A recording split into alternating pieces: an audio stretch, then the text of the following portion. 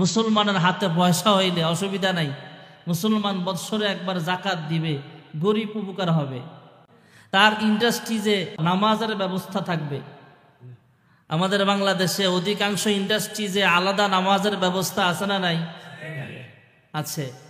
তো ভালো কর্মসংস্থানের একটা জায়গা পাইল গরিবরা, এলাকার গরিবরা। এখানে ভালো, প্রশংসা করলাম। বলে হুজুর ওনার মনে একটা কষ্ট আছে। আমি কই কি কষ্ট?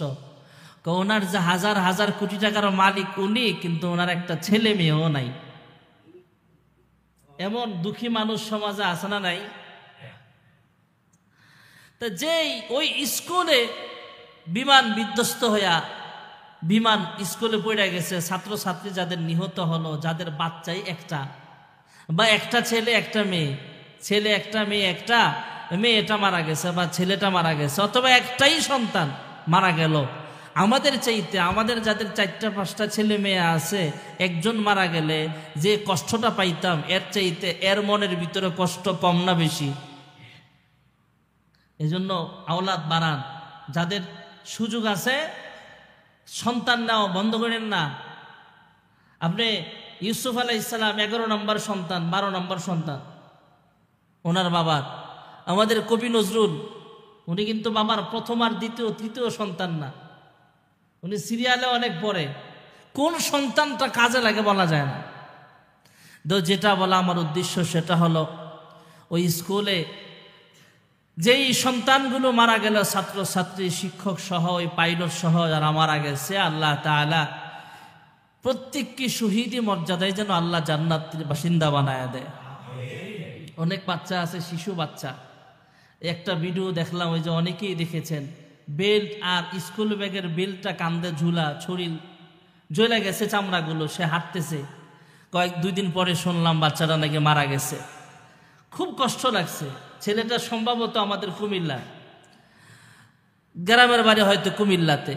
তো যারাই মারা গেছে এদের পরিবারকে আল্লাহ তাআলা সবর করার, ধৈর্য ধারণ করার তৌফিক দান করো। কেন বিধ্বস্ত হলো, কেন হলো?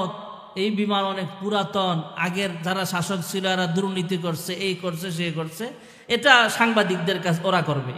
আমি শুধু এতটুকু বললাম যে পাইলট নিহত হয়েছে, যারা ছাত্রছাত্রী নিহত হয়েছে, আল্লাহ তাআলা যেন তাদেরকে শহীদি মর্যাদা দান করে, পরিবার সহ।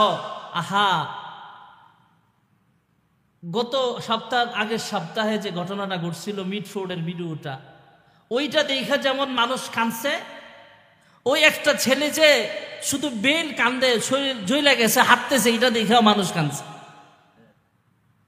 একটা মানুষকে গুলি করছে, মারা গেছে, এটা এক হিসাব। আরেকটা মানুষ মরে নাই, বাইচা আছে, কিন্তু করুণ অবস্থা, এটা দেখলে মানুষের হৃদয় কাঁদে। এই জুলাই তো আমাদেরকে অনেক কিছু মনে করায় দেয়। 2024 সালের জুলাই আন্দোলনে সম্ভবত 16 জুলাই আমাদের বগুড়ার সম্ভবত আবু সাইদ, বগুড়া বাড়ি, রংপুর বাড়ি, আবু সাইদ সে শহীদ হয়েছে। গত জুলাই আন্দোলনে যারা মারা গেছে এর ভিতরে প্রথম মারা গেছে আবু সাইদ। এরপরে মুগ্ধ। এই জমাটা তো জুলাইয়ের শেষ জমা, জুলাইয়ের শেষ জমা ছিল। এর পরের জমা ছিল আগস্টের 2 তারিখের জমা। 5 তারিখে তো পতনই হলো ওনাদের। এই আবু সাইদ, মুগ্ধ, এরা যে মারা গেল, এরা যে গত জুলাই আন্দোলনে ইন্তেকাল হলো, এরা তো এমনি স্বাভাবিক মৃত্যু না, অস্বাভাবিক মৃত্যু। পুলিশের গুলিতে হোক, সন্ত্রাসীদের গুলিতে হোক, প্রশাসনিক লোকদের গুলিতে হোক, আন্দোলনে মারা গেছে।